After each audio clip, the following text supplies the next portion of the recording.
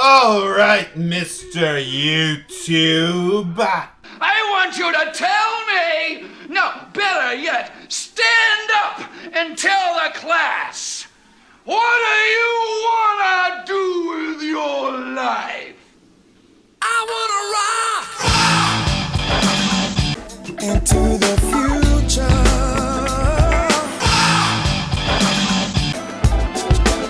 So I wanna fly like an eagle to the sea. Fly like an eagle. Why, hello, Internet! My name is Prunk, and today we are fixing the two structure decks of Invincible Fortress and Lord of the Storm. These are the forgotten red-headed albino stepchildren of your spouse's grandparents' mother's side in the structure deck form. What does that mean? It means nobody remembers and played these cards. Poor Jimmy. Anyway, let's get to fixing. Also, my apologies to the red-headed albino in the audience. Now, funny enough, this structure deck is actually kind of fun. It has a very unique playstyle that you wouldn't really expect for Yu-Gi-Oh! It's just too bad that all these cards are pretty horrible. But they do play like early Pac-Man cards, such as like Death's Lakota and Swarm of Scarabs, and the entire structure deck focuses on summoning out Earth monsters with bouncy-like flip effects and flipping themselves back face down. It's a slow control deck, and it's kind of a nice change of pace considering what we're used to currently. But let's look at these ace monsters and figure out how to make it a bit more relevant. And we're going to start with Exod, Master of the Guard. This card cannot be normal summoned or set. This card cannot not be special summoned except by tributing a Sphinx monster. Name 3 of those off the top of your head. Each time an Earth monster is flip summoned, while this card remains face up on the field, inflict 1,000 damage to your opponent. So there's a good amount to unpack here, and let's look at the rest of the extra deck and just count how many Sphinxes we get. Alright, so looking here, we have Guardian Sphinx. Okay, cool. That's not a Sphinx, that's not a Sphinx. Yugioh Sphinx, Hirokara Sphinx, how do you say it? Cryo Sphinx. So we got 3 Sphinxes in our structure deck. Okay, that's better than I thought, but at the same time, these guys are all tribute summon 5 drops, 6 drops. So getting this guy out isn't quite as easy. I actually do like his effect quite a bit, but we can do better, I think. Now, the nice thing is we do actually have an easy-ish way of bringing him out. Comboing out like Giant Rat to summon Cryo Sphinx, a 1200 attack Sphinx card, would allow you to tribute special summon this big guy from your hand. And at a massive 4K wall, he's pretty cool. Or if you're cheeky, you could just play Shield and Sword and he just swings at an unexpected 4K, which is kind of what the structure deck wants you to do with playing in 2 copies of Shield and Sword. Keep in mind, too, we also added a special super secret Shield and Sword in a previous episode. Go ahead and check that out. I believe that one was in our Lost Millennium episode somewhere in here, but yeah, go ahead and try and find that one. What do you mean they won't go look and research it? And of course they probably remember. Alright, well, here's the clip then. Or just come out with a newer version that's power crept of super powered Shield and Sword. So that way defense becomes that, and it's a quick play or a trap card, so that way these guys can get their attacks off, which I think would be really cool. So we are making Super Shield and Sword, which is now a trap card. See, don't say I don't do stuff for y'all. I also really like the fact that I can reference old videos at this point too. It's kind of neat. Yeah, I'm going to have to fiddle with that a little bit. So this guy has a way to be special summoned out, has some combo potential, and can work well with other cards in the set, so what's the problem? Well, nothing. I don't really think we need to touch this guy. It's a perfectly playable monster. We did it! Well, we didn't totally do it. This guy is fine, but these other Sphinx cards, I'm willing to let you bet that you don't know what Shifting Shadows effect is offhand. So, let's look at some of these bad cards that we can help to push the flip down theme of the deck. Starting with the more unique fix that I want to do, and that is on this Shifting Shadows card. So this card currently reads that once per turn, by paying 300 life points, rearrange the face-down defense position monsters in your main monster zones. Then return them to face-down defense position. It's cute, but it doesn't actually do anything. It's kind of protection to for Dis Lakuta And if you're playing a full Pac-Man with Scarabs, but you can possibly trick them into attacking a giant rat or something, but it's just not big enough to warrant playing that card. So, my pitch. Let's change this card to a continuous trap and do this. While in your opponent's battle phase, flip all of your monsters into face down defense position and rearrange them in any order. Then target one monster your opponent controls to force them to attack a face down set monster of their choice. This would now reinforce the big booty strategy that we have, and kind of gives you a more magical hats kind of feeling. You get possible protection for this guy as well with monsters, while kind of tricking your opponent to hitting something big that they kind of wish they wouldn't. So I think that's a big fix. However, it doesn't really help us in the future. In fact, in the future, this might be outright broken. So my fix to kind of future-proof this a little bit more is while you control a face-up Earth monster, or even maybe a face-up Rock monster, then play this effect off. So that way, this is a little bit more of a specific card to a Rock variant or a Earth, at least with Earth monsters. Because I can see this getting abused pretty well with like Trickstars or something, or just any deck in the future. I do want to future-proof this a little bit more. So I think doing something along those lines where it's giving a specific type this ability, I like that a lot. It does kind of help mean that you have to reinforce playing a lot more rock monsters, which means we're getting more into our synergy and we're playing into that theme. So with that, I would consider this card a big fix. But what about some of these other Sphinx cards? So Hyro Co Sphinx, currently your opponent cannot select a face-down defense position monster as an attack target. And then we have Cryo Sphinx. When a monster is returned from the field to the owner's hand, the owner of that returned monster sends one card from their hand to the graveyard. That's not a bad effect either. So one of these things does do way more than the other. Here it doesn't really have an active ability, and it's barely a floodgate. While Cryosphinx can be special summoned with Giant Rat, and with the combination of Golem Sentry, it can be a big discard engine, which is kind of neat, and it does give this deck a little bit more identity. So I think Cryo is actually fine, but we need a fix on Hera. So what if we did something like this? Whenever your opponent attacks a face-down monster, and their attack is lower than your monster's defense, destroy your opponent's monster. So that kind of does force them into playing with this card a little bit more. The only downside is I would really want them to attack into something when I have this guy in the field, and I would really want to play with the new field or continuous trap card that we just released with it. So this guy would get put down face down and shuffled in. So his effect wouldn't really go off from there. So there is a little bit of a miss on the synergy with that. Unless we added it where this card could not be targeted face down or cannot be set or put into set position.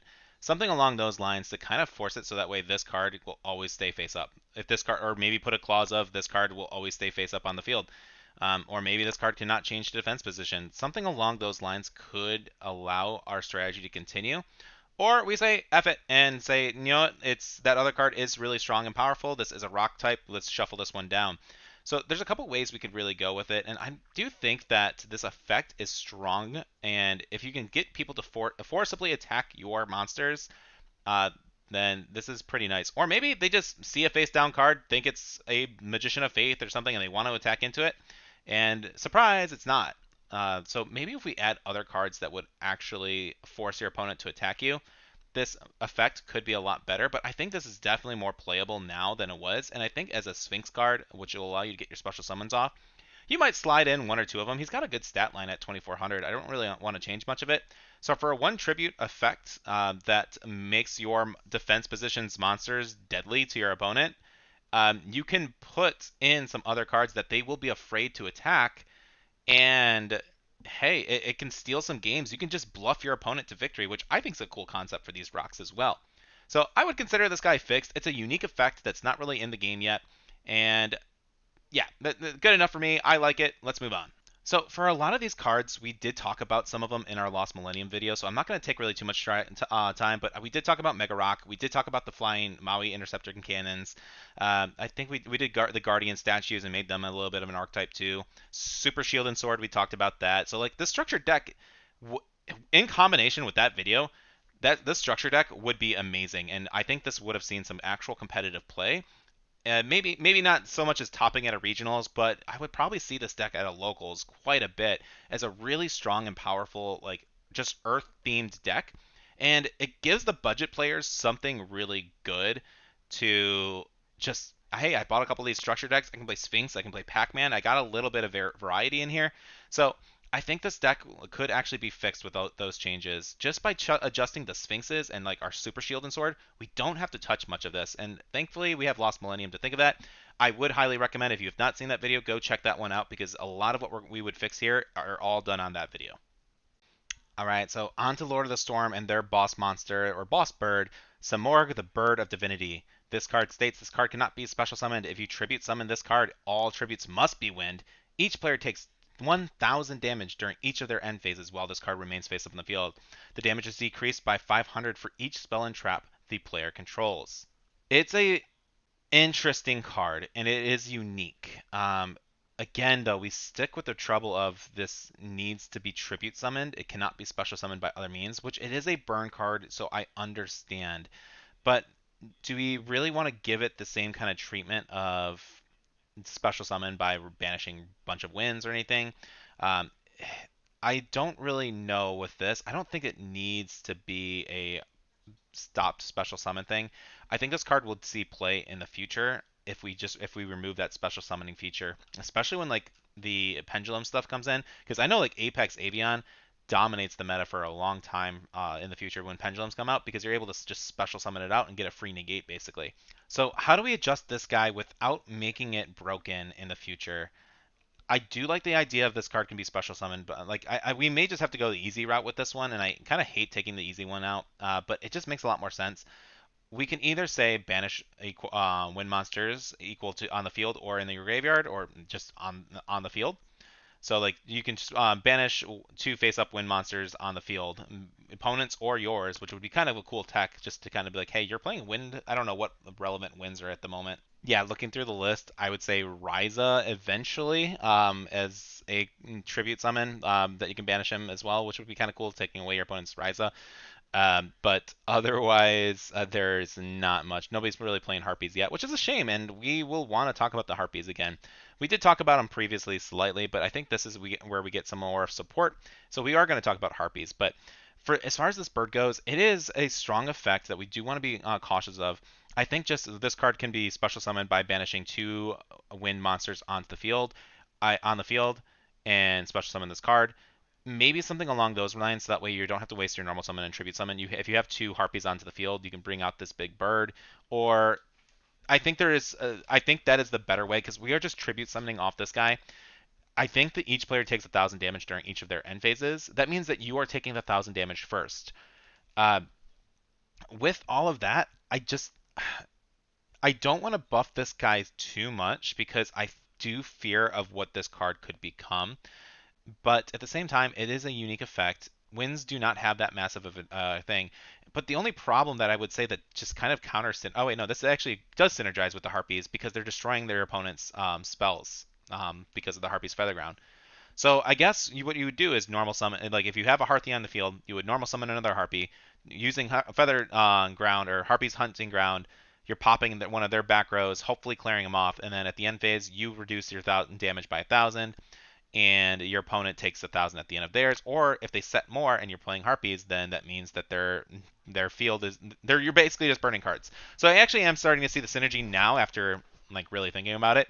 So I think just banishing any 2 wind monsters on the field would put this guy as a quite the contender.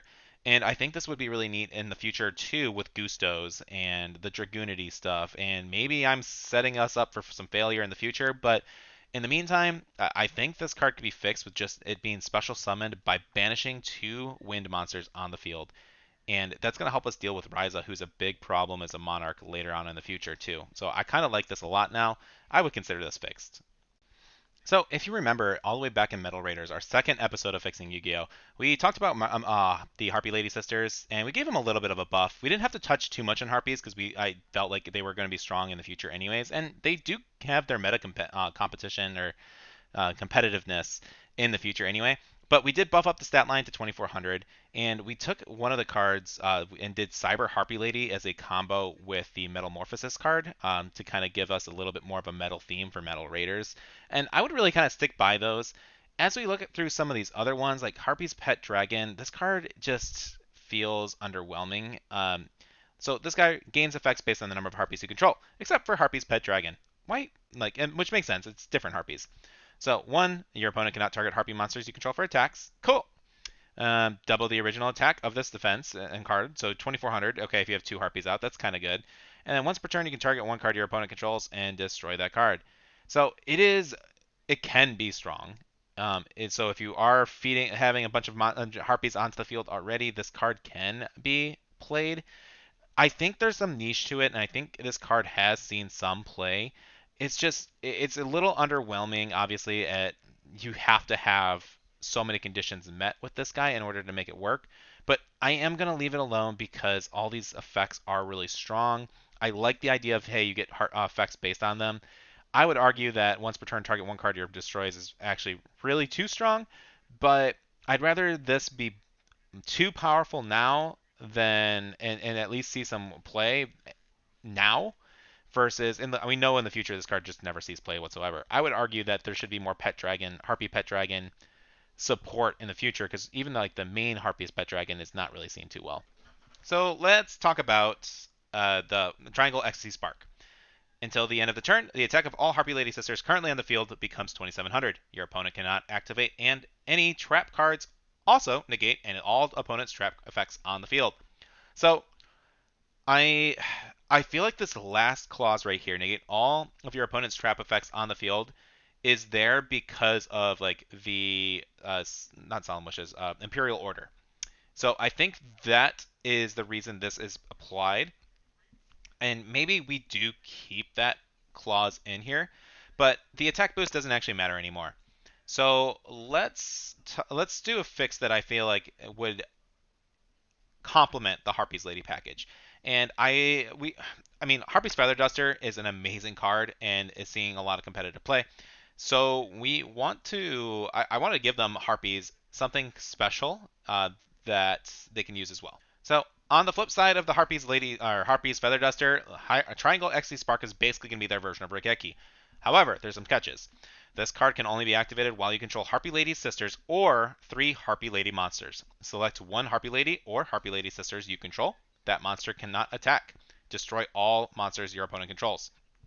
So this gives it the feeling of these Harpies are channeling their energy towards one target to their opponent's side of the field, and I like that.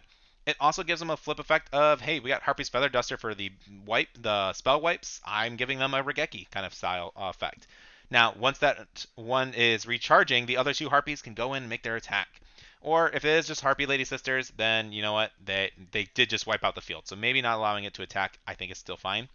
I think that future-proofs this card quite a bit, and I would still splash this in when Regeki and Dark Hole are at 1, and I want just general board wipe that will help me hit face down, face up targets. I think this card could be really good. In the future, I think it's going to be really easy to get 3 different Harpy Ladies out.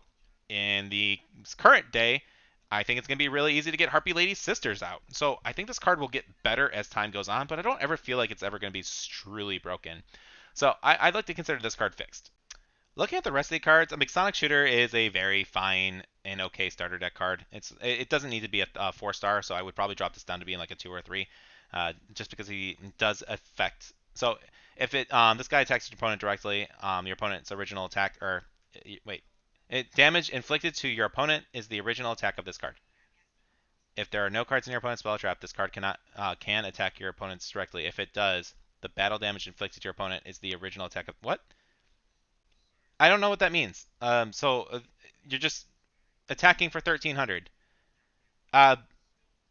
Okay, that entire last thing doesn't need to be there. I guess if you're buffing it with like feathered, like the Harpies effects or like the field spells, then it's always 1300 attack.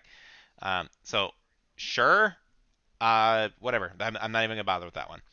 Slate Warriors, solid. Flying Kamakiris, the Giant Rat. Harpy Sisters are great. Bladefly is critter buff. Slipfeed is special summon by removing wind. Really good card. This guy is actually really cool. When this card is destroyed as a result of battle and sent to the graveyard, your opponent discards a random card from their hand.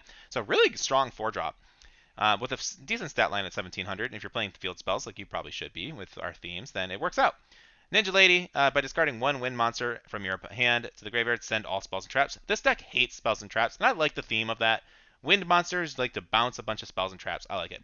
All the Harpy Lady Sisters are good. Arguably, like you're probably side decking them out a little bit more. Harpy Lady Sisters 3 is a little weird. An opponent's monster that battles this card cannot declare an attack during your opponent's next 2 turns. Not many people are keeping track of that. And how many times does a monster stay on the field for 2 turns in early Yu-Gi-Oh? We could probably figure out something a little bit better for her, but I really don't like the fact that, yes, these are Harpy Lady 1, 2, and 3. I, I personally would just cut the fact of these are all just going to be treated as Harpy Ladies. Um, I don't like that. I've always thought that they should be splashed in the early stages. I don't think even in today's day it would be broken. Being able to play Harpy Lady 1, 2, and 3, playing 9 different Harpy Ladies, I liked that a lot as a concept. I have actually tested it in back when the Harpy format was going on with some friends. We just played it on Dueling Book and just to see what would happen, and it was good. It wasn't broken. Any more broken than that deck was at the time. So honestly, cutting that clause and just allowing them this card is always treated as Harpies, so you can play more Harpies into your deck. I would just remove that as a clause altogether.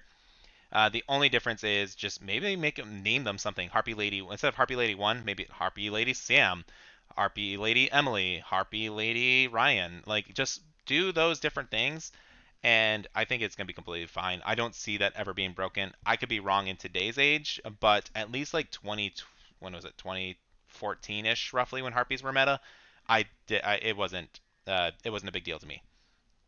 I think 2014. That's way too long. What time is it? Yeah, 2012. I don't know. I'm old, so let's go with that. The rest of this deck, honestly, is pretty good. Aqua Chorus, if there are no monsters and then with the same name on the field, those monsters gain 500 attack. It's unique. You're playing a Harpy deck. You're playing with a lot of Harpy ladies, and the fact that we just got rid of Harpies with the same name, like maybe that actually does weaken that a little bit more. So maybe this card keeps existing. Just if you're like, I don't know, if you control a Harpy on the field, they gain 500. I don't know. Like that would probably be too specific, but I don't know. That card changes my mind a little bit about the Harpy effects. I don't know. Maybe we just cut Aqua Chorus and say, hey, let's continue on. So, as far as that, Ninja's arts, they're weird cards and tributing one face up ninja, special summon a beast wing to insect. Do we have ninjas in this set? Okay, we do. We have only Ninja Yay. So maybe Slip Feed becomes a ninja as well to fix this up a little bit more, or a Slate Warrior becomes a ninja. But that's really about the only other things I could suggest for all this stuff. The structure deck is again pretty cool. It doesn't really break the meta by any means, but I think just adjusting some of the things that we've done with the Harpies does allow this deck to be a little bit more competitive. And with all the constant bouncing of spells and traps, like if you are playing against a really back row heavy meta, then Harpies are going to be really good, and so is this entire Wind Engine. So I like them a lot. I would consider this structure deck fixed. So guys, that is it. That is 4 episodes of our structure decks. I do believe there are 2 more structure decks coming in after this. I might do those. I might not be doing this at the week-to-week pace though, just because there's other stuff I've been working on and doing, and I definitely have seen the feedback and the love you guys have given. I very much appreciate it all. If it continues, then I'm definitely going to keep making these videos. I just don't think I can handle the once per week thing.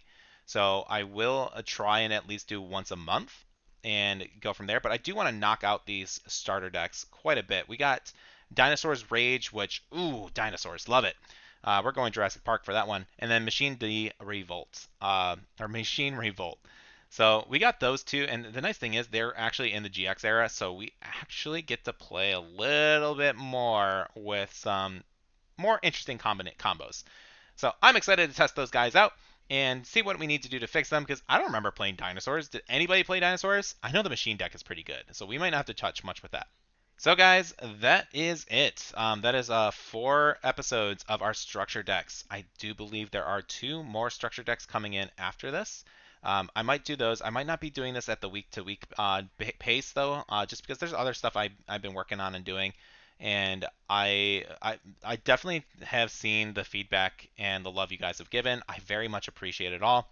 If it continues, then I'm definitely going to keep making these videos. I just don't think I can handle the once per week thing, so I will try and at least do once a month and go from there. But I do want to knock out these starter decks quite a bit. We got Dinosaurs Rage, which, ooh, dinosaurs, love it.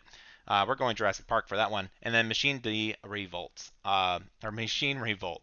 So we got those two, and the nice thing is they're actually in the GX era, so we actually get to play a little bit more with some more interesting combos. So I'm excited to test those guys out and see what we need to do to fix them, because I don't remember playing dinosaurs. Did anybody play dinosaurs? I know the machine deck is pretty good, so we might not have to touch much with that.